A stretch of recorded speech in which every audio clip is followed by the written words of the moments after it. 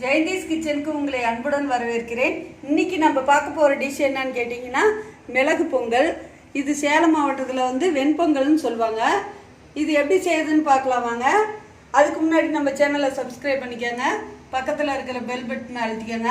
வாங்க இந்த டிஷ் எப்படி செய்யுதுன்னு பார்க்கலாம். வாங்க இந்த டிஷ்ஷுக்கு தேவையான பொருட்கள் என்னன்னு பார்க்கலாம். பச்சரிசி 300 கிராம் க்ளீன் பண்ணி ஊற வச்சு வச்சுருக்கிறேன். அரை மணி நேரம் ஊற வச்சு வச்சுருக்கிறேன். பாசிப்பருப்பு 150 கிராம் வறுத்து ஊற வச்சு வச்சுருக்கிறேன் அரை மணி நேரம். இஞ்சி 2 பீஸ் எடுத்துக்கலாம். கருவேப்பிலை ஒரு கைப்பிடி அளவு, பச்சை மிளகா ஒரு 2 கட் பண்ணி வச்சுக்கலாம். முந்திரி பருப்பு 20 கிராம் கட் பண்ணி வச்சுக்கலாம். மிளகு 2 ஸ்பூன், ஜீரகம் 2 ஸ்பூன், தேங்காய் ஒரு மூடி கட் பண்ணி வச்சுருக்கிறேன். நெய் 3 ஸ்பூன் எடுத்து வச்சுருக்கிறேன். வாங்க இந்த டிஷ் எப்படி செய்கிறதுன்னு பார்க்கலாம். ஃபஸ்ட்டு மிக்ஸி ஜாரில் நம்ம அரைக்க வேண்டிய பொருள்லாம் போட்டுக்கலாம். தேங்காவை ஜாரில் போட்டுக்கலாம். கருவேப்பிலை ஒரு கைப்பிடி அளவு அதையும் இதிலே போட்டுக்கலாம். கொஞ்சம் கருவேப்பிலை நிறுத்தி வச்சுக்கலாம் தாளிக்கிறதுக்கு.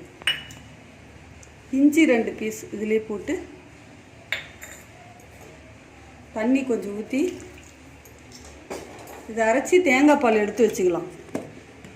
தேங்காயை அரைச்சி இந்த பதத்துக்கு தண்ணி கலந்து வடிகட்டி வச்சுக்கலாம். குக்கர் அடுப்பில் வச்சு அரிசி இதெல்லாம் போட்டு வச்சுக்கலாம். எந்த டம்ளரில் அளக்குறோமோ அதில் நம்ம தண்ணி அளந்து ஊற்றிக்கணும். 4 டம்ளர் அரிசி போட்டிருக்கிறேன்.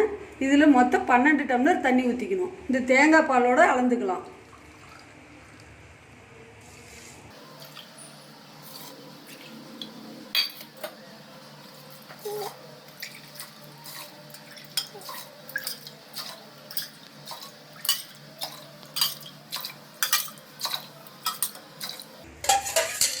பன்னெண்டு டம்ளர் தண்ணி ஊற்றிருக்கிறேன்.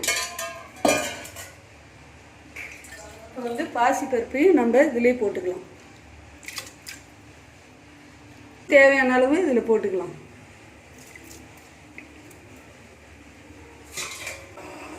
மூடி வச்சு ஒரு 3 விசில் விட்டுக்கலாம். விசில் வர்றதுக்கு நம்ம தாளிப்பு ரெடி பண்ணிக்கலாம். ஃபஸ்ட்டு நெய் 3 ஸ்பூன் இதில் விட்டுக்கலாம். மிளகு ஜீரகம் எல்லாம் இதில் போட்டுக்கலாம்.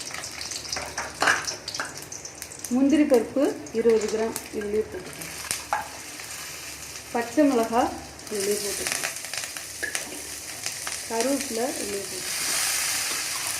அடுப்பை சிம்பிளில் வச்சு நல்ல பொன்னிறமாக வறுத்துக்கலாம்.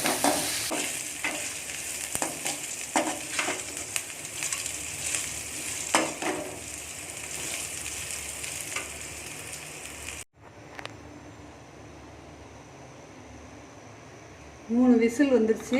இப்போ ஓப்பன் பண்ணிக்கலாம்.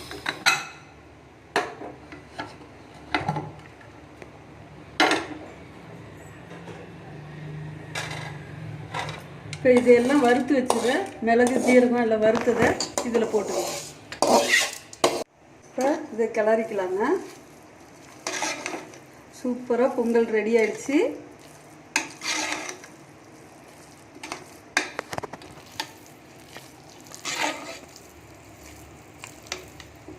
பொங்கல் ரெடி ஆயிடுச்சு.